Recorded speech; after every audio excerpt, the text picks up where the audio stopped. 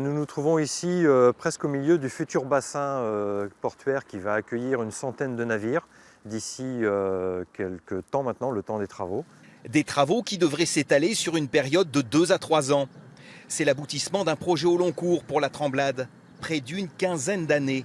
Adieu le parking de la place Fort-Marchand. À la place, un vaste bassin pour accueillir les navires, mais aussi une porte écluse, une capitainerie, des sanitaires, une déchetterie portuaire et une zone technique. Le tout afin d'articuler le centre-ville avec le chenal ostréicole. L'idée principale, c'est de créer ce lien, donc en exploitant cette surface, en creusant un bassin, donc sur environ un hectare en L, fermé par une porte à marée qui permettra un fonctionnement de telle manière que l'on puisse bien sûr faire entrer et sortir les navires concernés.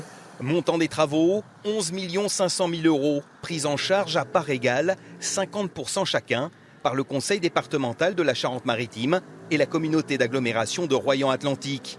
Un investissement destiné à dynamiser l'attractivité touristique. Un port est un lieu très attractif, les gens viennent le week-end, etc. Et je ne parle pas des usagers quotidiens, mais c'est un lieu de promenade toujours très intéressant. Et partout où il y a un port, les commerces se développent et les gens viennent s'y promener. Un projet ambitieux qui, comme souvent pour les riverains, peut séduire autant qu'inquiéter. Le souci, c'est le parking. Voilà. Cette place servait de parking, de foire de marché le samedi.